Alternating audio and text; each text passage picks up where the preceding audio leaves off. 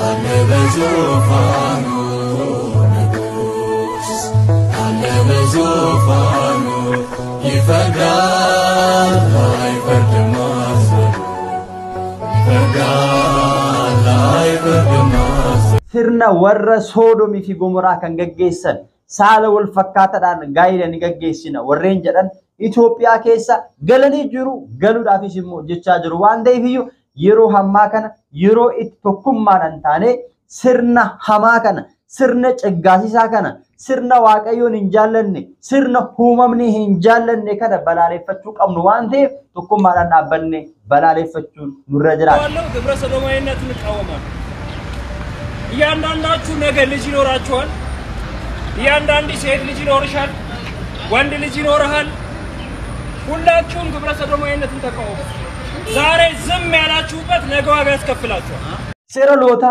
boqonnaa 20 lakkoofsa 13 irratti akkana jedhamee barreeffameera namni tokko akka waan dubartii bira ga'uutti dhiira bira kan ga'u yoo ta'e lamaan isaaniiyyuu waan ciggaasisaa fi waan hamaa waan waaqayyoon hin jaallanne waan raawwatamanii fi atattamaan shakkii tokko malee haa ajjeefamani dhiigni isaanis mataa isaanirraa haa barbaadamu jedhamee barreeffamee jira. Hundumti keessanuu iyyuu jechuudha amantaan keenya hin dhooga hin balaaleffanna warri jettan jechuudha gibira sodaamaawaa kan jedhamu kan dhufee biyya keenya keessatti baay'achaa kan jiru kana hundi keessanuu sagalee ta'aatii hin balaaleffanne jechuudha.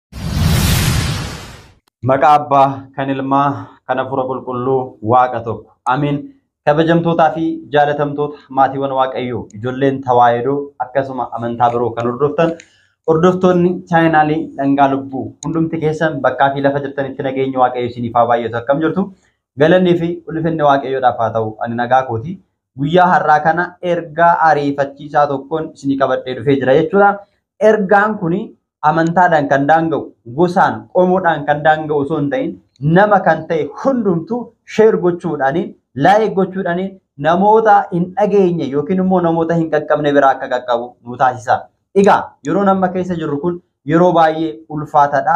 Biyyi keenya karaa adda addaatiin dinagdeedhaan siyaasaan tokkummaa dhabuudhaan nageenya dhabuudhaan yommuu dhiphachaa jirtutti dabalataan manni kiristaanaa keenya yeroo itti ishiin qormaata keessa jirtutti sirna warra Soodomii fi Gomoraa kan gaggeessan saala wal fakkaataadhaan gaayila ni gaggeessina warreen jedhan Itoophiyaa keessa galanii jiru galuudhaafis immoo jechaa jiru waan ta'eef iyyuu yeroo hammaa kana yeroo itti tokkummaadhaan taane sirna hamaa kana sirna ciggaasisaa kana sirna waaqayyoon hin jaallanne sirna uumamni hin jaallanne kana balaaleffachuu qabnu waan ta'eef tokkummaadhaan dhaabbanne balaaleffachuun nurra jiraata.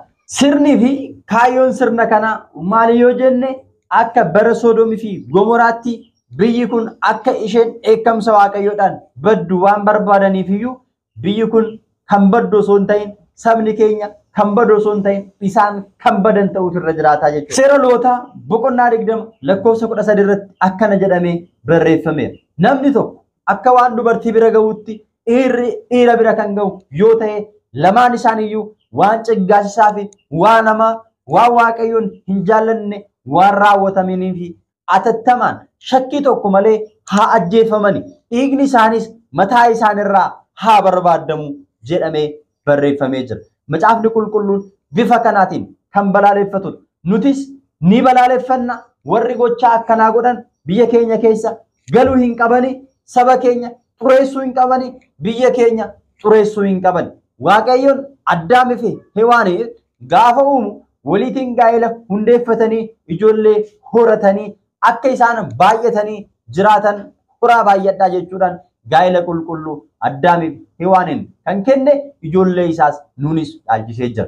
Kanaan ala garuu faallaa waaqayyoo mormii waaqayyoo irratti kaasuudhaan ani gaa'ela waaqayyoon eebbisee naaf kenne dhiirri dubara wajjin dubarri immoo dhiira wajjin gaa'ela isaanii akka gaggeeffataniif kan eeyyame hin barbaadu jechuudhaaniin warreen dhiira ta'an dhiira ta'uu isaanii mormanii yeroo ammaa kana saala isaanii jijjiiranii dubartii of gochuudhaaniin karaa adda addaatiin biyya keenyattis kutaalee biyyoota addunyaa hedduu keessatti mul'achaa jiru jechuudha.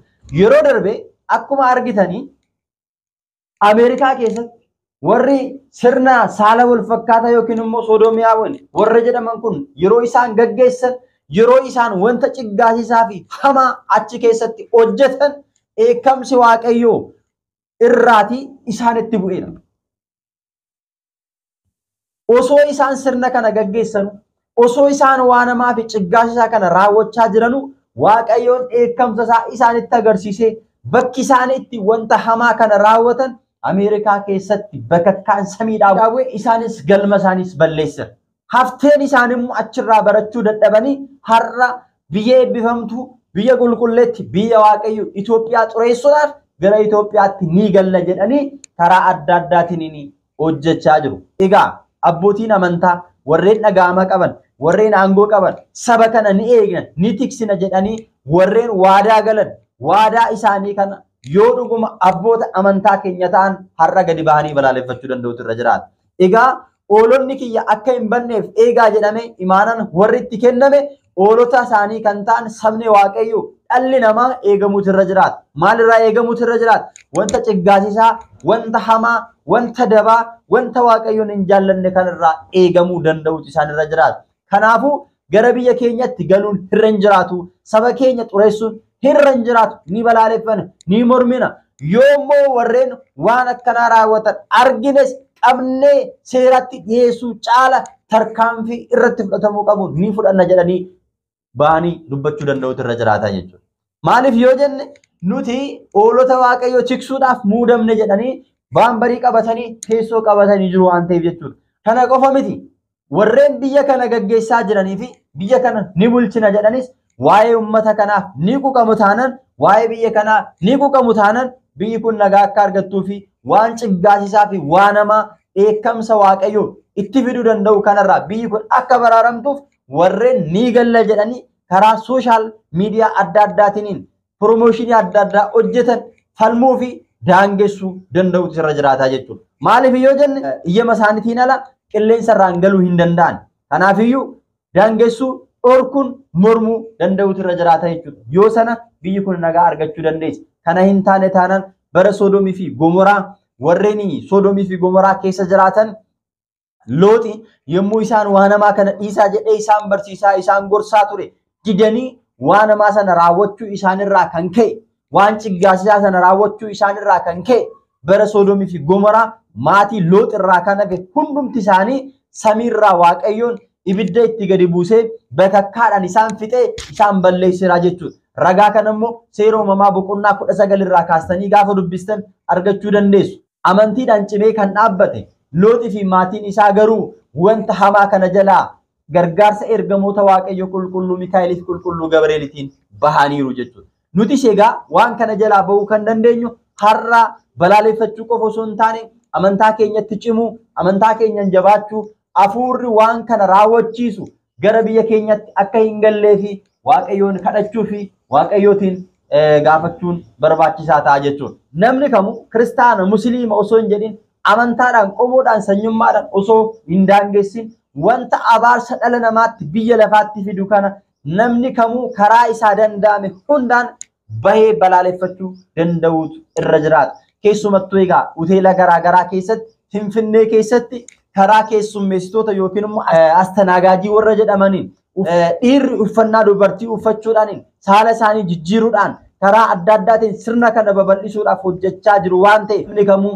namoota wanta hamaa kana hojjetan balaaleffachuurra darbanii hoteelota wanta akkanaa ciggaasisaa kana hojjetanii fi manneen barnootaa haala kanaatiin bifa diraamatiin uummata keessatti bifa salphaa ta'een akka qabamu gochuudhaaf barbaadan balaaleffachuurra darbee wanti sun akka sirni isaa badu akka hunda isaa citu gochuu danda'utu irra jiraata jechuudha. Sirriitti hubadhaa, qalbeeffadhaa. Yeroo jalqabaadhaaf surreen shamarranii gaafa biyya keenya Itoophiyaa galu namni afaan qabatee safuudha. Akkamittiin dubartiin surree kaawwata? Akkamittiin wanti akkanaa ta'uu danda'a jedhee dubbachaa ture. Dubbachuurra darbee akka safuutti ilaalamaa ture. Booda garuu namni callisuu irraa kan ka'e, aadaa godhachuu irraa kan ka'e har'a shamarran keenya guutumaa guututti surreen hunduma isaanii wal ga'eera. Manni surreen isseenne lakkoofsaan kan lakkaawamudha jechuudha. Macaafa qulqulluu irratti dhiirri uffata dubartii, dubartiin uffata dhiiraa hin uffatin yoo kana godhanii argaman isaan saba kana keessaa cigga'amoodha, abaaramoodha jedhamee macaafa qulqulluu irratti isa barreeffamee ture suuta aadaa godhachuudhaan Itoophiyaa keessatti biyyoota addunyaa hunduma keessatti har'a dubartoonni saalfii tokko malee surree uffatanii yeroo isaan itti deemanii fi manni surreen isseenne amma kan hin jirre ta'uu isaarra geenyeerra jechuudha. Yoo har'as egaa warra saala wal fakkaataadhaan gaa'ela ni gaggeessina jedhanii deemsa hafuura xuraawaa fi waan waaqayyoon hin jaallanne jibbu kana warri raawwatan yoo callisnee kan laallu ta'e rakkoo hin qabu yoo jenne booddee egaa lubbuu keenyaan jiraachuun ni ulfaata. Eekamsi waaqayyo biyya kanarratti ni dhufa namni hundumtu addunyaa kanarraa ni bada. Egaa badiinsi kun eekamsi kun osoo nutti hin dhufin dursine waan kana balaaleffachuu warra waan namaa akkana hojjetani sirnaan hundeen buqqisnee balleessutu nurra jiraataa jechuudha. Kanaafiyyuu dammaqaa namoonni hedduun keessan karaa isinii danda'ame hundaan baatanii balaaleffachaa jirtu sirriitti balaaleffachuu kana itti fufaa duubatti hin deebiinaa hanga sirni kun qulqullaa'ee biyya keenya keessaa bahutti balaaleffachuu danda'utu balleessuu danda'utu nurra jiraata. Akkasumallee warreen lakki hin amannu hin argine warreen jettan immoo viidiyoo yeroo darbe osoo isaan sirna ciggaasisaa kana Ameerikaa keessatti raawwachaa jiranii isaan irratti bakakkaan bu'uudhaan isaan balleessee ture ilaaluudhaan isarraa barachuu danda'u nurra jiraata. Ibiddi kana caalu akka nutti hin dhufne immoo jabaannee dhaabbachuun nurra jiraata balaaleffachuun nurra jiraata jechuudha.